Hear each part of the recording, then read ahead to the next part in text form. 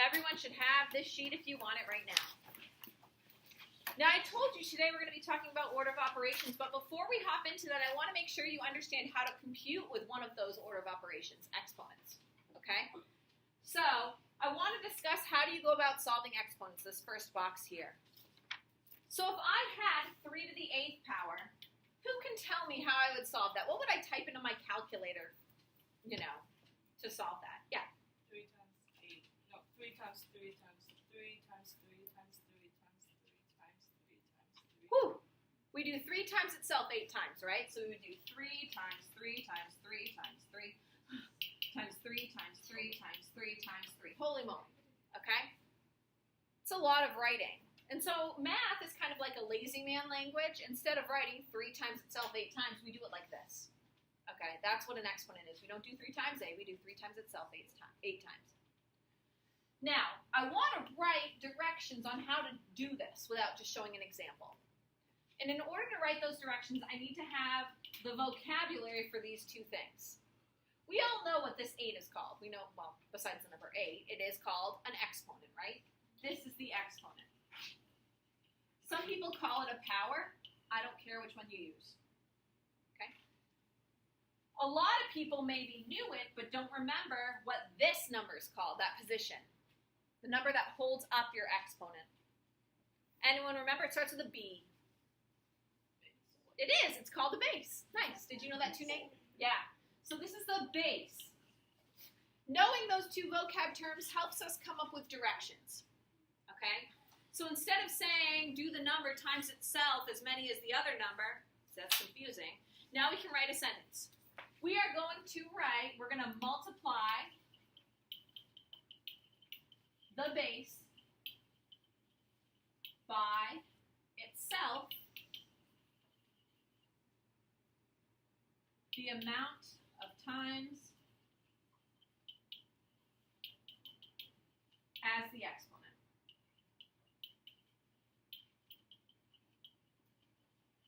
Okay? So when we see an exponent, something raised to a power, we're going to take that base number and we're going to multiply it by itself the amount of times that the exponent tells us to. Okay? Not too shabby, hopefully. Familiar. Let's practice a couple. I know you don't have these on your sheet. I just put them here so that I'm not just winging it every time. I'm going to give everybody 2 minutes. It's 11:41. I'm going to stop you at 11:43. I want you to see if you can do these 5 on your own. You can show work. You can not show work. You can do whatever you want. But we're going to go over them after, okay? So 2 minutes. Try to solve those 5 exponents.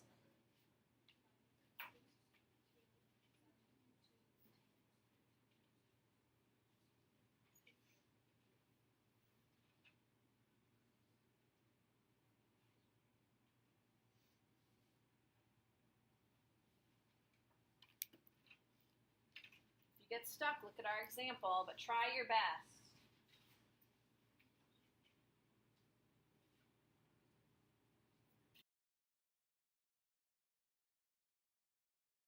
Who can tell me what is 2 to the 3rd power? It's not 6, so if you're raising your hand to say 6, then maybe you don't raise your hand. Okay? Patrick? 8. It is 8. 2 times 2 times 2. Be careful, some people get confused, okay? Count that initial 2. 2 times 2 is 4, times 2 again is 8. What about 5 squared? Nice quiet hands, Chase. 25. Hopefully we're feeling good about that one. Hopefully we're feeling good about 7 squared. Quiet hands for 7 squared. Autumn. 49. Yes, ma'am.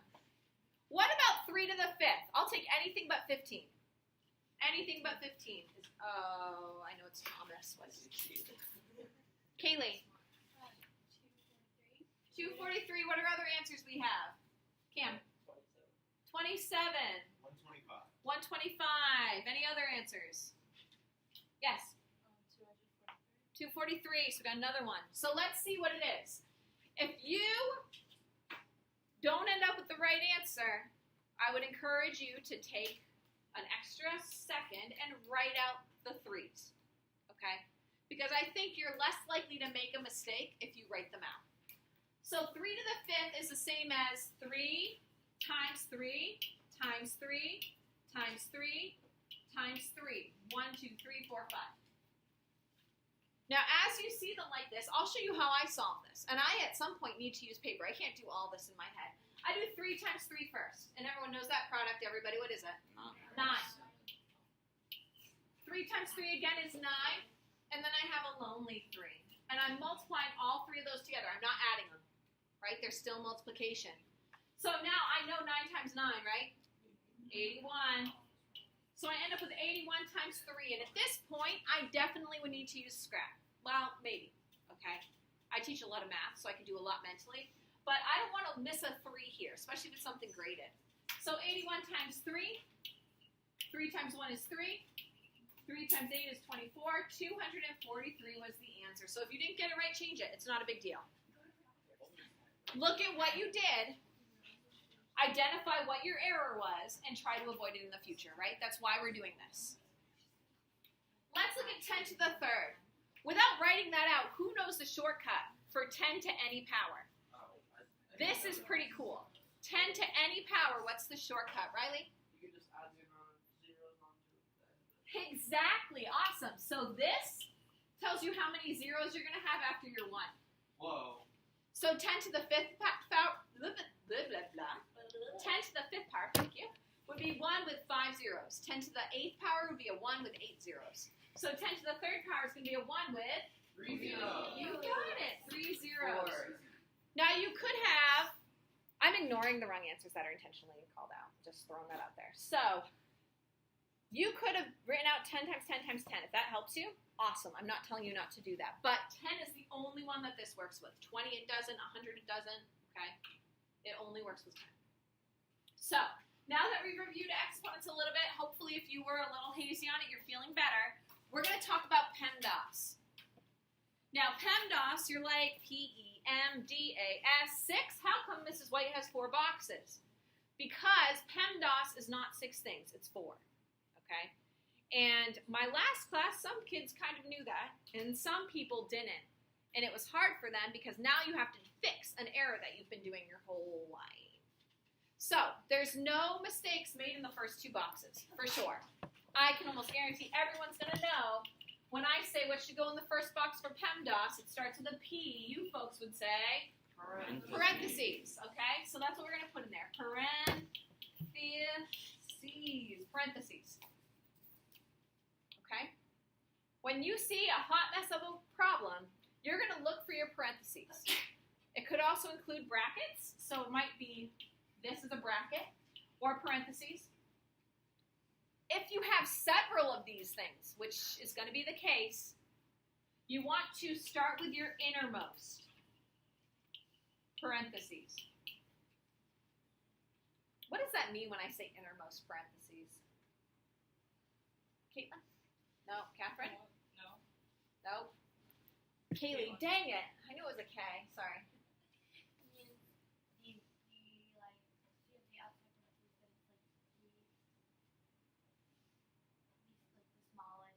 Yeah, it's kind of like the smallest one. Okay, so if I have a problem that looks like this, 5 plus bracket 2 minus parentheses 3 plus parentheses 2 squared, close those parentheses, close those, close the bracket. My innermost parentheses is going to be kind of like my smallest one. It's going to be this one right here. You go inside your first ones, inside your second ones, or third ones, or fourth ones, depending on how big the problem is. Okay? So you go to your innermost and start solving there. Questions on parentheses? Everyone's going to get the next one because we just talked about it. What does E stand for? Everyone? Exponents. Exponents. Yay. And we're not going to write a whole bunch here because you know what exponents are. You know what the base is, the number that holds up our exponent power, right? Okay? What I want you to know is that exponents can be attached to a number, or they could also be attached to a parentheses. Make sure you do what's inside the parentheses first before you apply the exponent. Okay? But you can see in this example down here, we do have an exponent on the outside. All right? It could be outside brackets too. All right, here's where we're going to hit a speed bump. A little bit. In the next box is going to be both multiply and divide.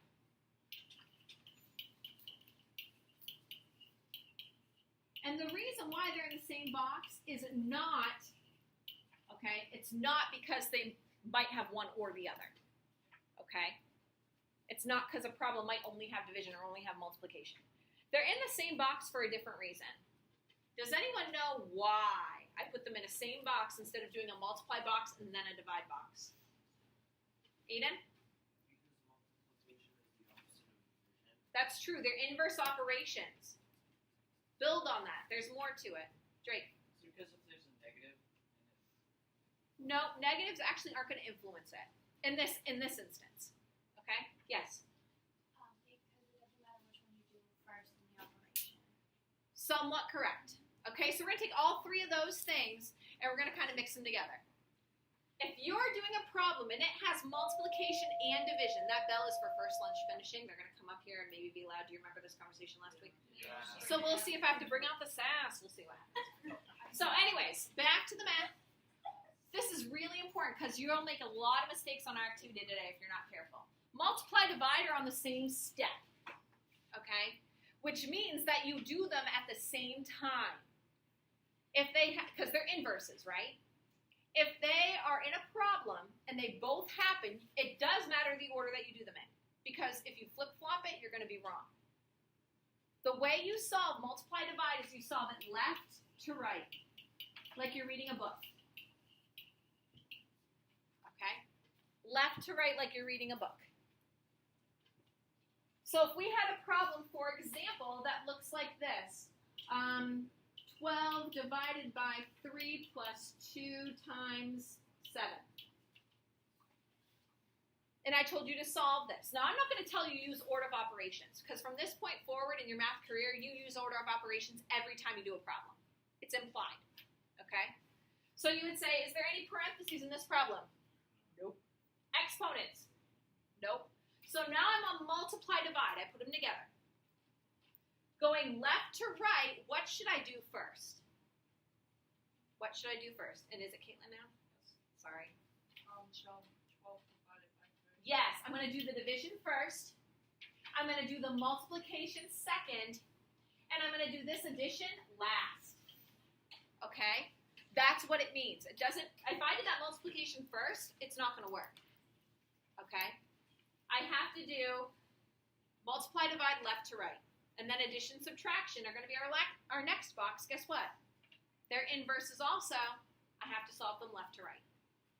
Okay, so that's what I'm going to put in my last box. We have addition and subtraction.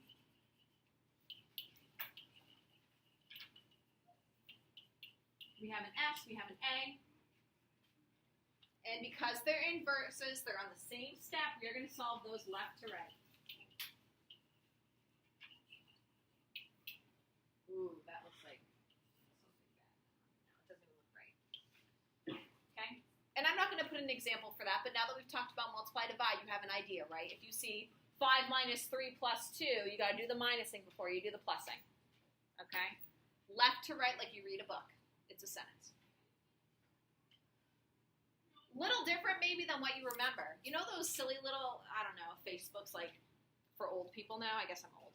And now you do like Snapchat, but like you don't see math memes on Snapchat or Instagram. So on Facebook, you always see like apple plus apple plus apple equals 6. Apple plus banana equals whatever. And then in the last one, they always throw a multiplication part in there because you feel all smart, and then suddenly there's multiplying, and then everyone gets it wrong because they forget to multiply and do order of operations, okay? And those things drive me crazy, but a lot of people forget that these are on the same step also. Okay, always follow order of operations. Multiply, divide, left to right, add, subtract, left to right. Let's do a couple examples together. I know they're not on your page, but you can write them down. I'll even make it a little longer, or this so you can see it in the back.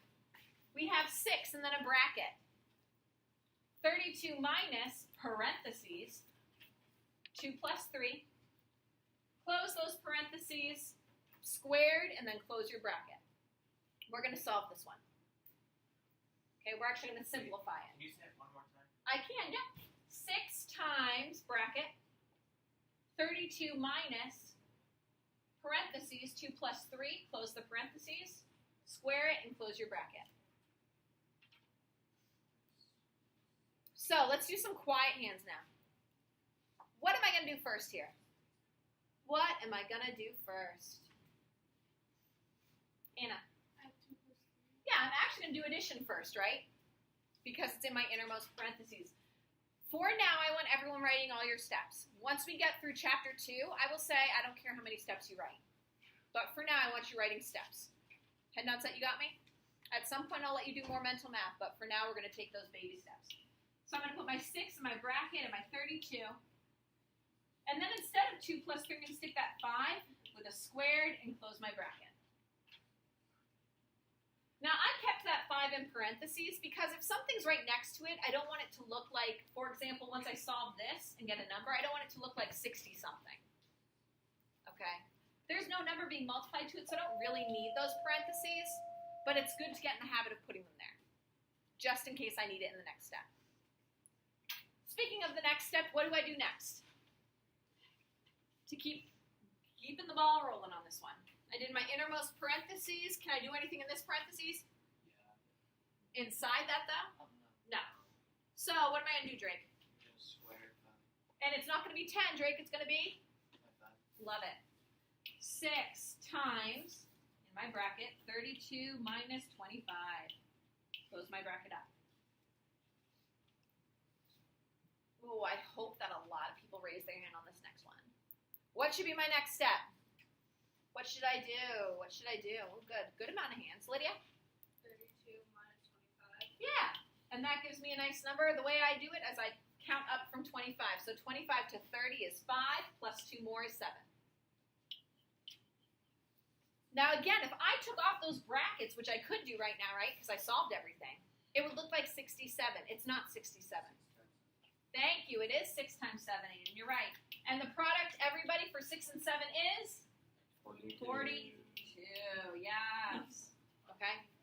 42. Yeah. So that's not too bad, right? That was lots of whole numbers, no negatives. Super nice. And today I'm going to keep them reasonable. Okay? Let's look over at our next one. You see this one and automatically you're like, oh God. Because it looks like a fraction, right? And everyone doesn't like fractions and you see them and you get all crank. Chill out. Okay? These problems today and the ones you're going to see on your homework are reasonable. The way you're going to go about simplifying this is you're going to do it by grouping. You're going to do the whole numerator and then the whole denominator and then simplify the fraction last. You don't bounce back and forth between the top and the bottom. You'll get confused. Do the whole bottom, the whole top, and then simplify. Head nods that you got me. Okay? Awesome. So, I always do the easiest part first. Clearly the denominator is easier, right? I'm going to do 15 plus 9, 24. Again, showing all of my annoying work, I'm going to keep that numerator the same. Now I'm going to focus on top, and I'm going to go through all the PEMDAS in my head. Is there parentheses here? No. Exponents. Yes. 2 to the third is not 6. It is going to be, and we did it above, it's going to be 8. So I end up with 8 minus 5 over 24. And then I can find that difference pretty easy, right? 8 minus 5 is 3, 3 over 24. Now, at this point, someone usually hollers out, do we need to simplify our fractions? And the answer is yes. But you need to slow your roll because a lot of people will think that simplifies to 8 because they know there's a relationship between 24 and 3, right? But we're not going to get a whole number here. Our numerator's smaller. We're still going to have a fraction. Instead of 8, what's our actual answer? 1/8, right? We would say 3 goes into 3 once. 3 goes into 24 8 times. I'm not passing judgment, but I'm warning you. Common mistake people make, okay? If you see a relationship, slow down and say, oh, should this be a whole number or should it be a fraction? And look, if it's smaller on top, it can't be a whole number. So we're going to take this one step further. We're going to do some not too hard word problems on the back because you're going to have a word problem on your homework. And then we'll hop right into practicing order of operations with our grid activity with a partner. Okay, you guys are doing a great job with these notes. Thank you for being so attentive. So our first problem's nice and easy. We'll do this one together. Akira bought 1 new book for 20 bucks and 3 used books for $4.95 each. Write and evaluate. So write an expression and then solve it. to find out how much money all the books cost. I know you can do this math. Okay, I get it. But I want to practice writing and then practice evaluating. So, who thinks they can start me off with what our expression would be? And again, expression is just your number sentence. Before you do any work, what math are we going to have to do? We're going to write it there. What could we start with? Looking at this problem, what would you write first? Lydia, what do you write? 20. We got to buy that book. Brand new book, $20. Then we come across this word. Think back to last class. What does and mean? What type of math? Say it. What is it? Addition. 20 plus. Now, there's two different answers I would accept here. We have 3 books for $4.95 each. What's one thing I could write for this next chunk? Aiden, what could I write? 495 third power. So 495, don't write this down. 495 to the third power equals what type of math? 495 times 495 times 495. Is that what you want to do? Repeated multiplication, Aiden? No, you want to do repeated addition, right? Yeah. You want to do 495 plus 495 plus 495, which you could have written out in longhand, but we're lazy. We're mathematicians. We like to write it more succinctly, right, with less work. Instead of doing 495 to the third power, which is repeated multiplication, how can we rewrite that so it's going to be repeated addition? Caitlin? Is there like a number in the bottom corner? Nope. Even easier than that. It's just multiplication. Okay? So we're going to do 3 books at $4.95 a piece. So 3 times $4.95. Does that make more sense, right? 3 times $4.95? Yeah. Multiplication is repeated addition. But that's why we're reviewing these, right? No skin off our back. We're not judging. Now, the reason why we see this the way it is now, without me even saying it, you should be thinking, what math do I do first here? It is not to do 20 plus 3 and then times by 495, right? That doesn't make sense. We have to do what first, Autumn? Yeah. Does anyone have a strategy to do this in your head without having to grab a calculator or write anything down? So my last class, I don't remember, I believe it was Xavier. He said, had his hand right up real quick, and he goes 1485, and guess what? He's right. He took this, and he rounded it up to 5, right? It's pretty darn close to 5. What's 3 times 5? 15. Now that's going to be too much, right? This is 5 cents away from $5. So he took 5 cents off for every book. So we did $15 minus 5 cents, minus 5 cents, minus 5 cents. $14.85.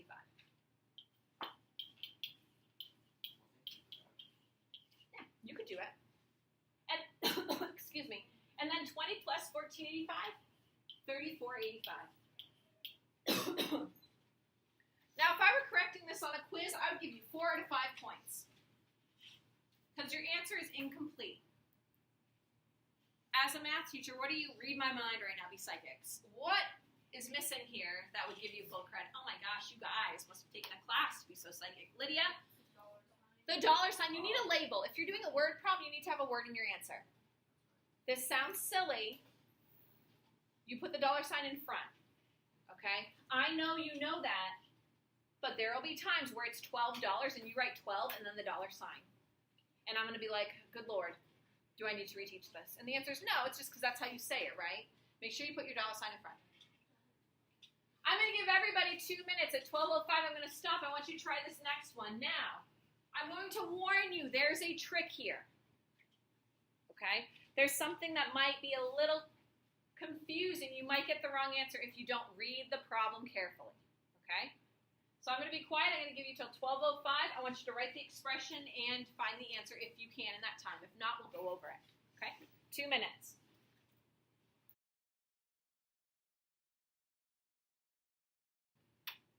All right. Let's come together. I'm going to talk you through the expression. Okay? Which is our number sentence, right? Kodo purchased food for herself and her friends. She bought 4 cheeseburgers for $2.25 each. So 4 cheeseburgers for $2.25 each. Hopefully everyone's like, duh, Mrs. White. It doesn't say and, but it's implied, right? I'm going to add to it the cost for 3 fries. It says 3 fries, $1.25 each. So 3 fries, $1.25 each. Then it says 4 drinks for $4. If I went to Taco Bell and they said 4 tacos for $4, am I going to spend $16? No. Okay? So here, I am not going to do 4 times 4 because it does not say the word each. Isn't that annoying? So I'm going to just add 4 to it.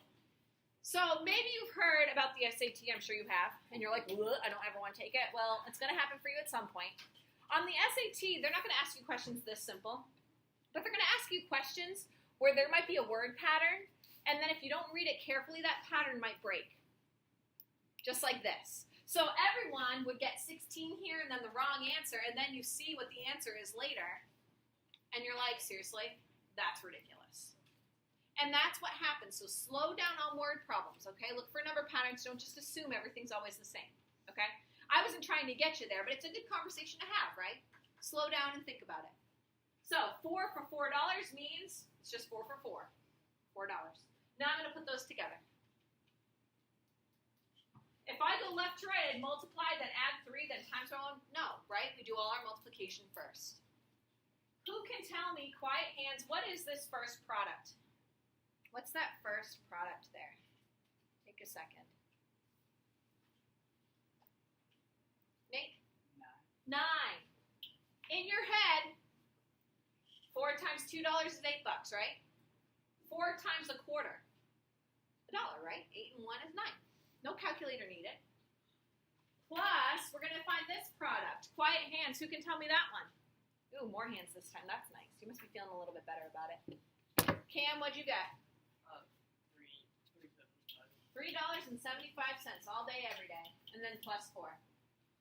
Now here, if I look, I have all addition, right? You can go left to right if you want to, but really with addition, if everything is addition, you can do any order.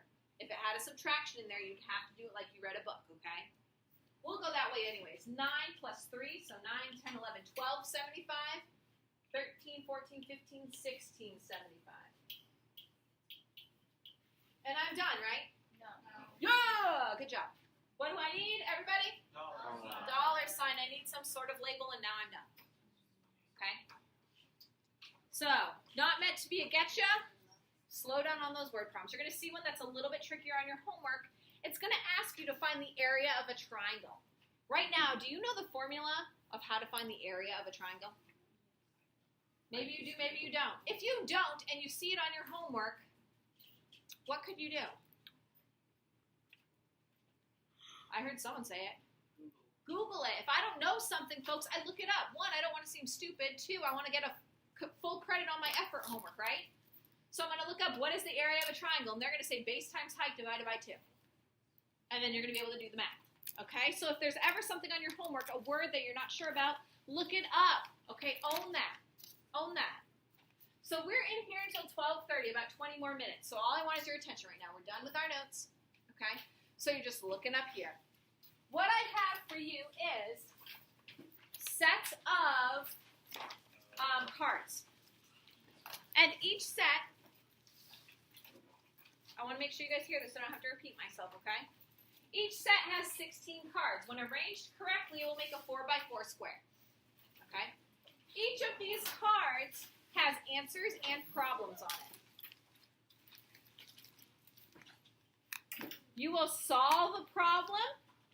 If you got the right answer, the answer should be on one of these other cards. And then you line them up like dominoes, so the answer will be connected to this problem. There'll be a problem connected to that answer, and so on and so forth till it builds a grid.